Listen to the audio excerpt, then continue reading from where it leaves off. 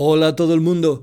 Llevo ya unas semanas dedicado a estudiar la Suneung, la prueba de matemáticas de la selectividad de Corea del Sur, y todo esto gracias a las nuevas opciones que permite Google de traducción de textos que, aunque no estén escritos en caracteres occidentales, en el alfabeto occidental, me permite darle a Google capturas de pantalla de problemas escritos en coreano y Google ya me hace la captura, me presenta las soluciones o me presenta links a páginas web de Corea en las cuales aparecen estos mismos problemas resueltos o canales de YouTube donde aparecen estos problemas resueltos. Cada vez la potencia de la traducción automática de Google también me permite poder leerlos en español, al menos con una traducción aproximada, lo cual ya es suficiente dentro de un contexto de lenguaje matemático. Gracias a esto he podido aprender muchísimo del sistema de Corea del Sur, de las matemáticas de Corea del Sur. Por ejemplo, que en la selectividad de Corea del Sur, en la prueba de matemáticas, aunque Corea del Sur ya sabéis que es un país terriblemente tecnificado y los jóvenes tienen toda la tecnología más avanzada del mundo en redes sociales, en teléfonos móviles, etc., la prueba de matemáticas es sin calculadora. La calculadora está prohibida en las pruebas de matemáticas y esto nos podría ayudar a reflexionar la necesidad de la prueba de la calculadora en la prueba de matemáticas y sería un elemento interesante. ¿Por qué allí prohíben la calculadora en la prueba de matemáticas? Porque lo que buscan es un razonamiento mental, precisamente porque son los países más avanzados tecnológicamente, son los que reivindican un conocimiento básico, un conocimiento de verdad, sin artificios, mientras que aquí en España pues decimos que no, que las calculadorzuchas estas de la Casio, pues esto es la tecnología o esto es un elemento tecnológico. No, esto no es ningún elemento tecnológico, esto es una cosa absolutamente caduca y obsoleta. Pero bueno, otra cosa interesante de la selectividad de Corea del Sur es la preocupación que tienen por los llamados las Killer question, las preguntas asesinas. De forma, digamos, tradicional, en la prueba de matemáticas siempre incorporan alguna pregunta con un grado de dificultad extremo, increíblemente alto. Las familias de Corea del Sur se han quejado públicamente en los últimos años de que solo los jóvenes que acceden y que van a las academias privadas del aprendizaje de matemáticas después de las clases normales son los que tienen, digamos, estos conocimientos para poder resolver estas pruebas, estos problemas tan difíciles que determinan el día de mañana pues si pueden entrar en una universidad de prestigio o no.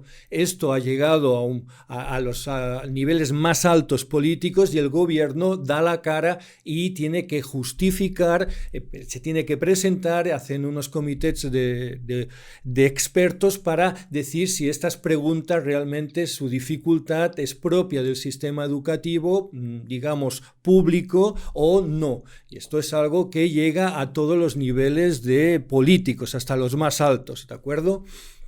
Esto también nos permite entender o participar del problema global de las matemáticas. Es que, por un lado, vivimos en un momento en que las matemáticas es un momento de oro, es un momento dorado de las matemáticas. La asignatura de matemáticas circula, se ha convertido en todo el planeta en la asignatura más importante, más valorada y que además las técnicas de inteligencia artificial no solo están entorpeciendo su aprendizaje, sino que están siendo elementos de acelerador humano para aprender aún más, para mejorar el aprendizaje de las matemáticas. Esto es una auténtica pasada, esto es una auténtica gozada, pero también hay una parte negativa, que es que los profesores de matemáticas nos estamos convirtiendo de alguna forma en selectores de alumnado de cara a la selectividad, de cara a la universidad, lo cual esto para mí es bastante negativo y lo pongo también en entredicho. Es un elemento que nos tendría que obligar a reflexionar.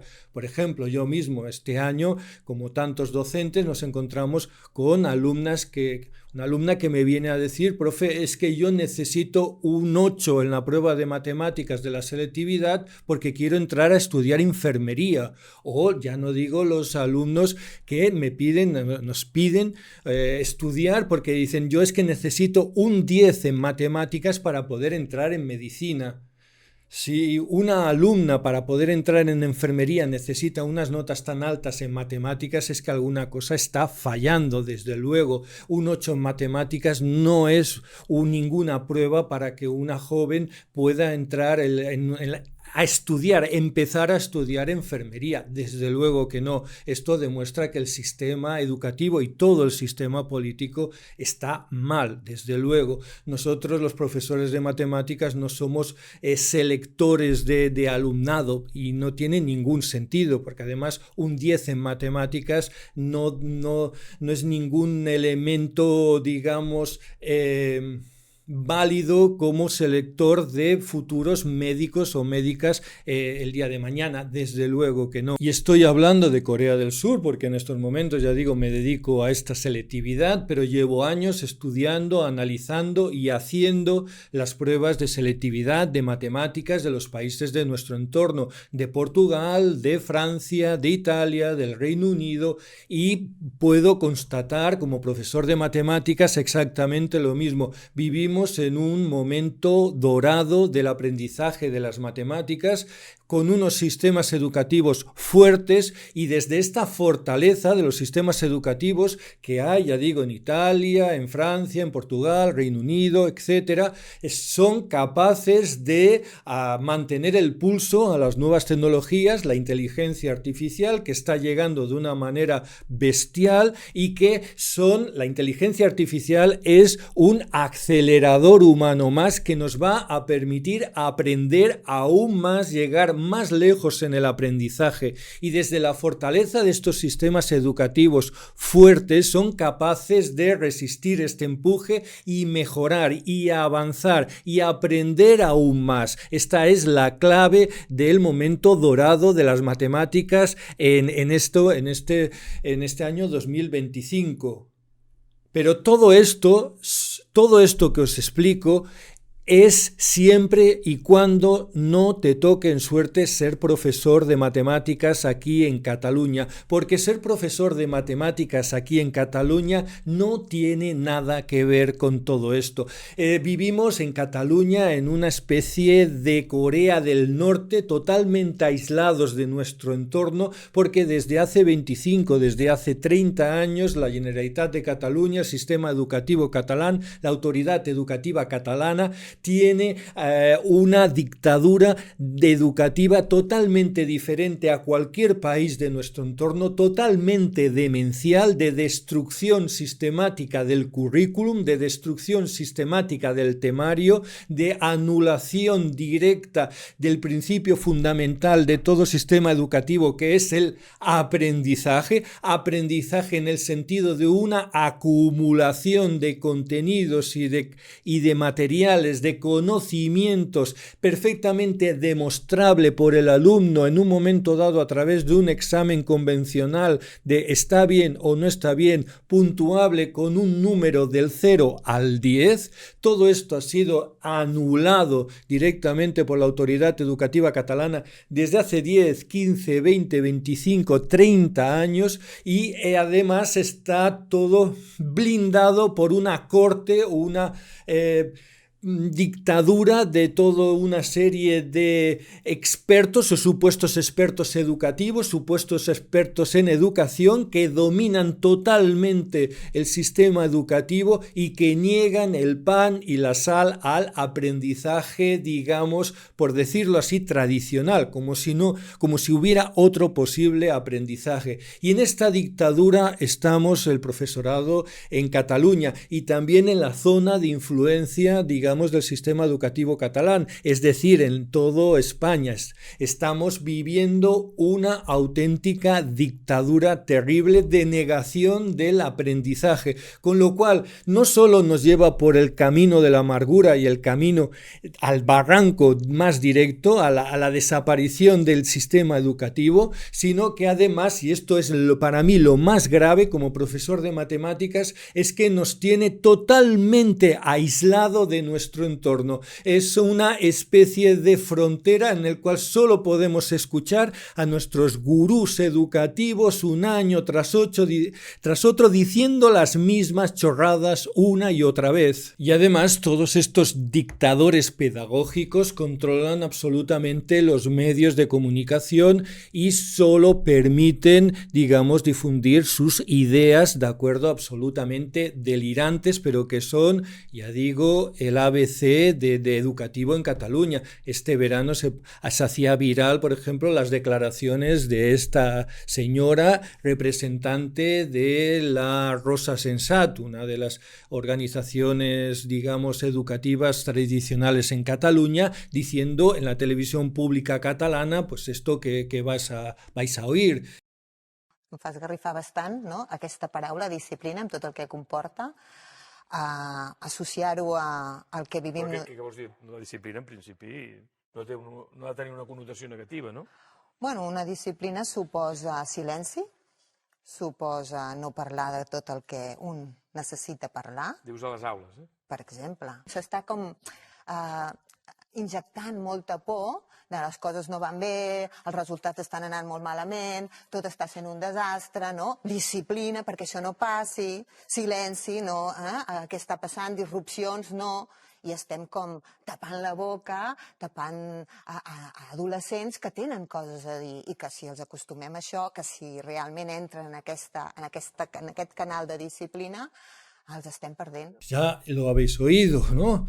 Abajo el silencio, vivan las disrupciones en el aula y benditos sean los jóvenes disruptivos porque ellos expresan libremente lo que tienen dentro, ¿de acuerdo? Todo este disparate es lo que llevamos aguantando los docentes desde hace, ya digo, 30 años, hasta el extremo, como ha sucedido ahora, de que un sindicato de profesorado llevó nada menos que a los tribunales, al Tribunal Superior de Justicia, todo el sistema educativo catalán. Esto pasó en febrero de este mismo año, 2025, y el Tribunal Superior de Justicia dio la razón a este sindicato.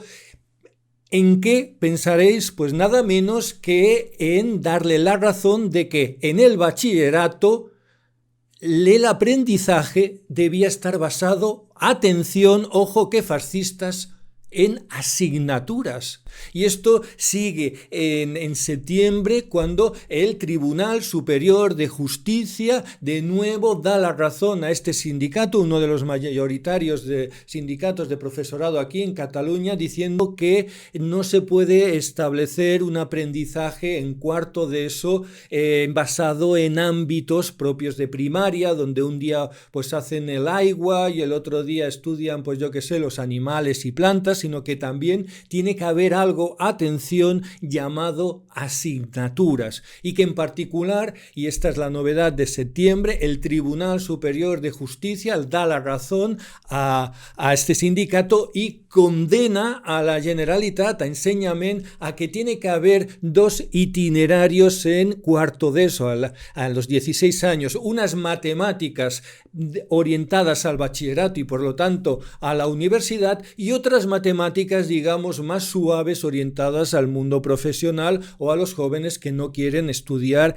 el bachillerato. Es decir, que al menos tiene que haber dos vías para las matemáticas, y esto lo tiene que dictar, ojo, nada menos que el Tribunal Superior de Justicia, de acuerdo, llamado por uno de los sindicatos mayoritarios aquí en Cataluña. Tela marinera. Esto demuestra hasta qué punto está podrido todo el sistema educativo. Naturalmente que ante esto el Ensenyament pues no ha hecho ni caso, porque es la política de Ensenyament. Y he oído decir por parte de los propios sindicatos que esta dictadura, digamos, didáctica que se impone aquí en Cataluña de una única matemática para todos los alumnos, es de una especie de como, por ejemplo, pues en la etiqueta de los leggings que dice eso de one size fits all, que es decir, una única talla vale para todo porque el legging se adapta a cualquier cuerpo, ¿no? Esto es un disparate educativo que, insisto, no tiene ningún tipo de traslación en ningún país de nuestro entorno, pero que estos sindicatos dicen que esto viene a ser no sé qué decreto del año 2022 o del año 2021, pero ¿qué me estáis diciendo? Yo mismo, Gerardo Romo, alrededor del año 2003, por decir algo, yo fui secretario de ABEAM, la organización, digamos, de profesorado de Cataluña más importante que hay, y era secretario de aquella organización y me relacionaba con todos estos popes de la matemática que eran los que después dictaban y escribían los currículums y los temarios y las programaciones oficiales de matemáticas en aquellos tiempos, ya digo, alrededor del año 2003.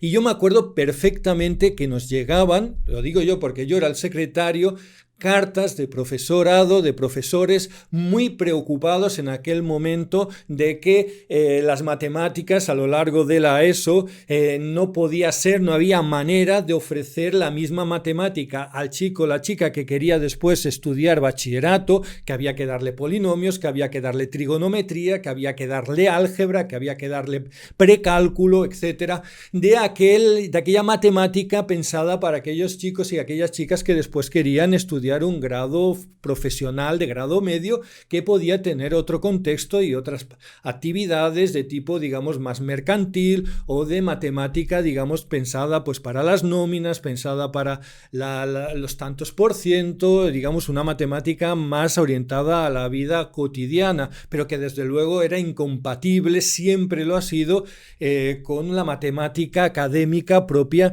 del rumbo de la universidad. Y recuerdo perfectamente que nos llegaban cartas, ya digo, año 2003, de profesorado muy preocupado por este tema y reivindicando que nosotros como ABEAM nos pusiéramos de alguna forma también de esta parte de hacer esta doble vía, matemáticas A y matemáticas B. Y me acuerdo perfectamente que estos popes, estos gurús de la educación, decían no, no y no. Me acuerdo perfectamente. Estas cartas van a la basura porque en Cataluña no va a haber dos matemáticas diferenciadas por niveles, no las va a haber. Y lo digo yo, que era el secretario, igual que el Bárcenas decía aquello en el PP de era mi mano la que daba el sobre, yo lo puedo decir, era mi mano la que tiraba esas cartas a la basura. Y estos son los mismos popes que 25 años o 20 años después siguen detrás de todo el sistema educativo catalán.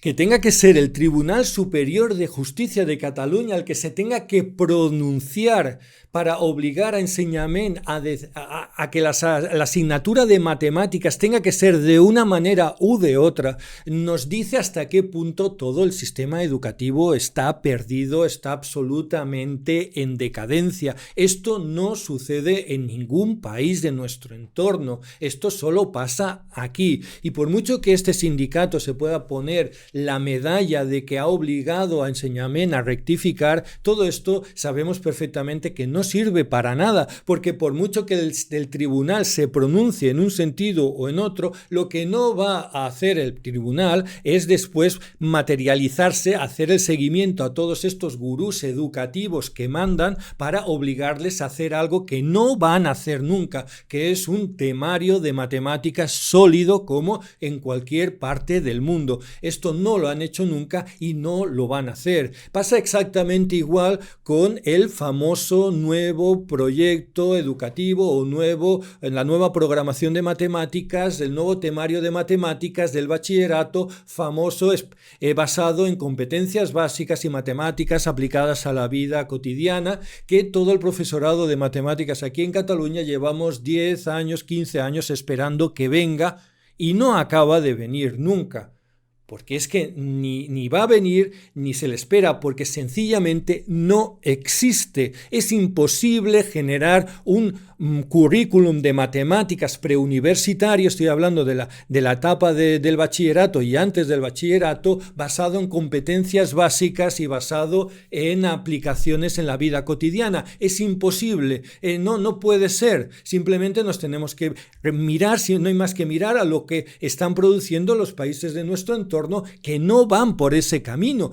A nadie va por ese camino menos nosotros, y lo seguiremos esperando porque nunca va a venir, porque sencillamente no existe. El bachillerato aquí en Cataluña sobrevive gracias a la profesionalidad de todo un colectivo docente que seguimos enseñando las matemáticas más o menos como siempre, porque son la única manera de enseñarla y porque es la única manera que existe. Es así de sencillo. Si por ejemplo es que no falten, en todo el mundo la asignatura de matemáticas gana en horas, gana en carga lectiva, porque ya digo, en estos momentos es la gran reina del aprendizaje, mientras que aquí en Cataluña, y solo aquí en Cataluña, en el bachillerato, hemos pasado de 4 horas a la semana de matemáticas, nos han quitado 1 hora, las matemáticas solo se dan 3 horas a la semana, 3 cochinas horas a la semana. Muchos de nuestros jóvenes de primero de bachillerato dedican más tiempo en extraescolares al fútbol que en matemáticas. ¿Para qué? Para ganar una cuarta hora, esta cuarta hora dedicársela pues a la experimentación con robots de la Lego carísimos o impresoras 3D o cualquier otra cosa que no sea temario, en la cual esta cuarta hora al profesorado de matemáticas nos han prohibido dar matemáticas. Esto es así, muy bien. Pues esto, aparte de ser un disparate, solo sucede aquí en Cataluña y es el único lugar del mundo en el cual sucede. Pues bien, ahora no solo todos estos gurús educativos no se bajan del burro y no aceptan que todo esto es un auténtico desastre, sino que cada vez van a más. Hace unos días ha salido en el Diario de la Educación, una revista supuestamente de pedagogía, un artículo que ya es sencillamente nauseabundo. Lo tenéis aquí, 19 de septiembre del 2025, el Diario de la Educación. El ecosistema reaccionario en la batalla cultural educativa. Bueno, la escuela pública, construida durante décadas de luchas sociales y pedagógicas, vive hoy una ofensiva silenciosa. Think tanks, fundaciones y sindicatos conservadores han tejido, quinapó, un ecosistema de poder que cuestiona consensos básicos, la inclusión, la equidad, la coeducación, y que con apariencia de neutralidad técnica logra incluso, y esto es importante, penetrar en espacios de izquierda. Aquí nos sigue un articulito, la trinchera educativa, sencillamente deleznable, absolutamente bochornoso, el nuevo viejo discurso reaccionario en la educación. Con este artículo ya se abre una nueva fase, un nuevo nivel de la decadencia educativa en Cataluña. Estamos hablando de una revista técnicamente, en principio, de didáctica, de educación, que ya entra directamente en el dictado político. Es decir, dice exactamente quién es de izquierdas y quién es de derechas. Es decir, iguala el progresismo, la izquierda, a una determinada ideología educativa, la de ellos, su dictado, ya digo, en la cual en clase es más importante el chico o la chica disruptivo que va a dar ruido que el chico o la chica que pide silencio para estudiar, ¿de acuerdo?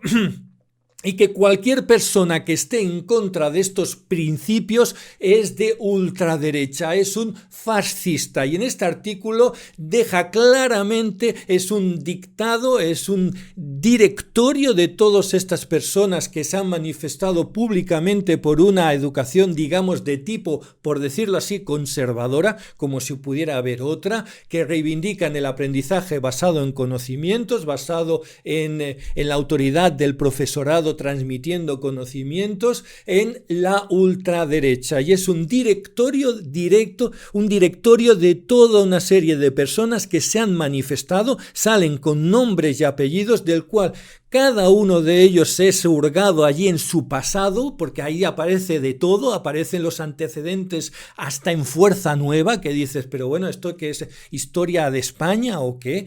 En el cual es un dictado de todas las personas que no son adictas al régimen educativo imperante actualmente en Cataluña y que también se extiende a todo España. Es decir, es la cosa más bochornosa, es el que yo he visto de verdad en toda mi vida.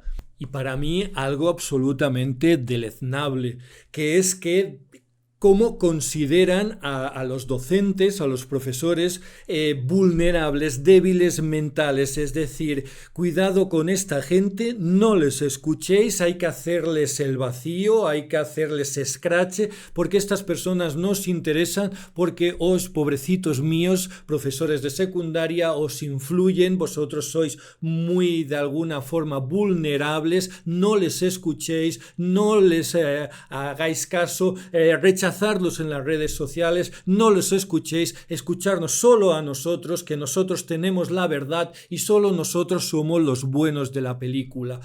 Esto es de alguna forma muy, muy, muy insultante.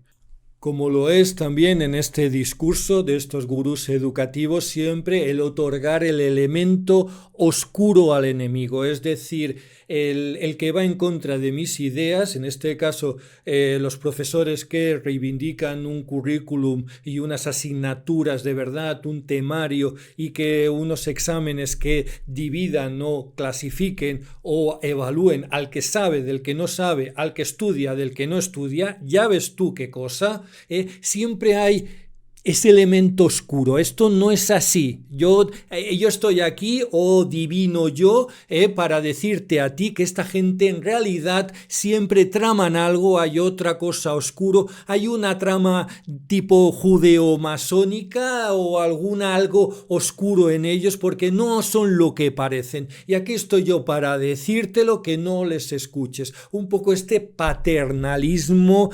absolutamente asqueroso de estos ideólogos de pacotilla. Yo no me quiero extender más en esta porquería de artículo, pero se llega a extremos inauditos en una revista, insisto, que en principio es una revista de pedagogía y se llega a decir claramente con nombres muy claros que en Cataluña hay dos sindicatos de profesores mayoritarios. Está el X, que es buenísimo, buenísimo, buenísimo, progresista, maravilloso y de izquierdas, y luego el Y, malísimo, malísimo, malísimo. A ver a dónde os afiliáis, que os veo, para que nos hagamos una idea. Leyendo este artículo, por ejemplo, mi madre era una fascista. Porque a mí mi madre me enseñó, lo he comentado en algún vídeo anterior, me dejó dos valores fundamentales que yo tengo como el gran tesoro en mi vida. Los dos valores que me ha dejado mi madre, ¿de acuerdo? Eran en primer lugar la austeridad, el valor de la austeridad, el valor del no derrochar las cosas, el valor de cuidar las cosas, y el segundo es el valor de la cultura, el valor del aprendizaje. Mi madre me enseñó que el aprendizaje, tener cultura, tener conocimientos, es la riqueza del pobre, es la capacidad que tiene el pobre a través del aprendizaje de mirar a la cara del rico. El rico puede tener un piano de cola en el salón, el rico puede tener la gran biblioteca, pero el pobre puede leer y al rico no se le puede leer las cosas. Es la gran capacidad que tiene el pobre de poder mirar a la cara al rico, la cultura. La cultura es la riqueza del pobre. Esto lo he mamado yo de las tetas de mi madre y lo he intentado transmitir a lo largo de 26 años a mis alumnos. Ahora viene esta gente y dice, no, de eso nada, todo esto es fascista, todo esto es clasista, es que no puede ser. Pero ¿cómo no va a poder ser? El que sabe del que no sabe, el que estudia del que no estudia, el que trabaja del que no trabaja. Si rompemos esto, si reventamos esto, reventamos la capacidad del pobre de salir adelante, el famoso ascensor social que ahora está totalmente destruido. Pues miren, estos señores del diario este o la revistucha esta del diario de la educación dicen, no, todo esto es fascista. Fascista lo seréis vosotros y vuestras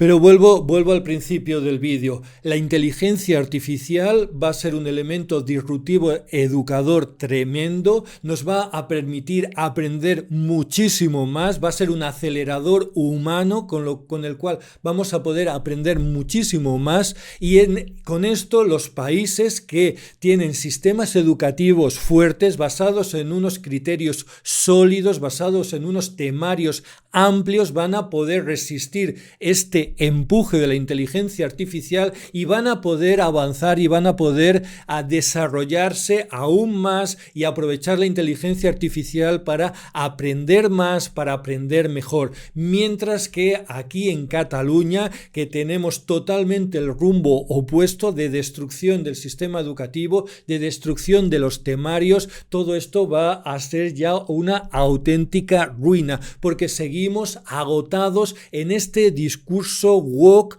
de buenismo educativo del cual llevamos 30 años con él y no ha servido para absolutamente nada. Y aquí los tenéis, los dueños y señores del sistema educativo, como siguen en el búnker mental y siguen absolutamente atrincherados y cada vez más agresivos y cada vez más hostiles. En fin, muchas gracias por vuestro tiempo y hasta la próxima.